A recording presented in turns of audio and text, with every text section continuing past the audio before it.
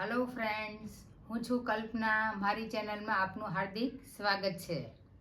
Friends, આજે આપણે બનાવવાના છે ખૂબ જ ટેસ્ટી અને ચટપટા અને વ્રત અને ઉપવાસની અંદર ખાઈ શકાય એવા બટેટાના ફરાળી ભજીયા.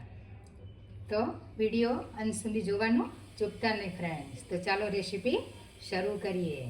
ફ્રેન્ડ્સ, વ્રત કે ઉપવાસની અંદર ખાઈ શકાય તેવો ફરાળી નાસ્તો બનાવવા માટે મેં અહીંયા મીડિયમ સાઇઝના 4 બટેટા લઈ લીધા છે. હવે એને આપણે ખમણી લઈશું.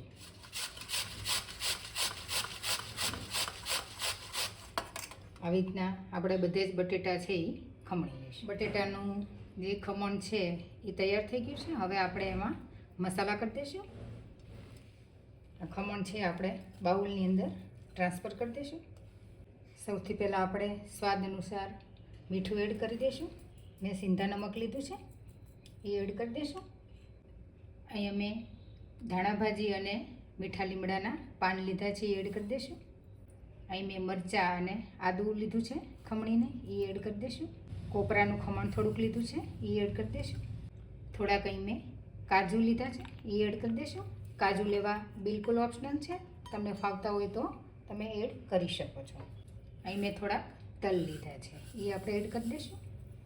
અહીંયા સિંગદાણાનો ભૂકો લીધો છે મેં એ એડ કરી દઈશું, જેથી કરીને જે બટેટાની અંદર મોઇશ્ચર હોય એ ઓછું થઈ જાય. મરી પાવડર લીધો છે એ એડ કરી દઈશું.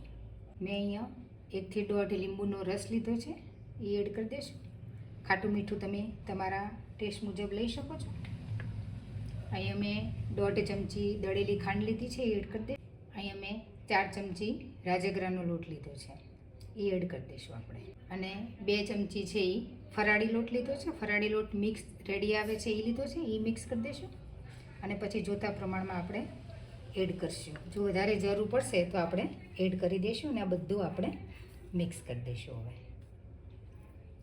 આવી રીતના હાથેથી બધું હલાવીને મિક્સ કરી લઈશું. બટેટાના આપણે ભજીયા બનાવવાના છે. એટલા બધા ટેસ્ટી બને છે અને એટલા બધા ઇન્સ્ટન્ટ બની જાય છે કે તમને જ્યારે બી ખાવાનું મન થાય ત્યારે તમે બનાવીને ખાઈ શકો છો. અને એકદમ ટેસ્ટી એવા બને છે. તો એકવાર જરૂરથી ટ્રાય કરજો. એકદમ મસ્ત બને છે ટેસ્ટની અંદર. આપણું બટેટાનું જે ડો હતો એ તૈયાર થઈ ગયો છે. આવી રીતના રાખવાનું છે જેથી કરીને આપણે વ્યવસ્થિત ભજીયા છે એ પાડી શકીએ. તમને જો ઢીલું લાગતું હોય તો તમે થોડોક લોટ છે એ એડ કરી શકો છો. અહીંયા તેલ ગરમ કરવા માટે મૂકી દીધું છે. આપણું તેલ ગરમ છે એ થઈ ગયું છે. તો આપણે જે બટેટા છે એના આપણે ભજીયા ઉતારીશું.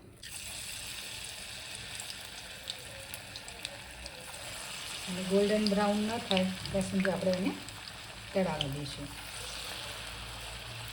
ફ્લેમ છે એ આપણે મીડિયમ રાખશું.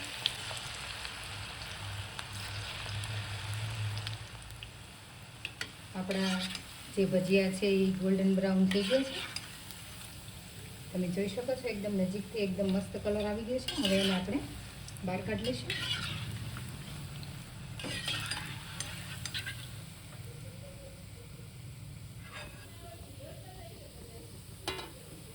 હલો ફ્રેન્ડ્સ, જે બટેટાના આપણા ભજીયા હતા એ બનીને રેડી થઈ ગયા છે. અને આપણને ખબર છે કે ગુજરાતીઓને તો ઉપવાસ હોય વ્રત હોય તો બી ભજીયા વગર ચાલતું જ હોતું નથી. એટલે મેં ફરાળી આજે ભજીયા બનાવ્યા છે અને ખૂબ જ ટેસ્ટી એવા ભજીયા બનીને રેડી થઈ ગયા છે ફ્રેન્ડ્સ.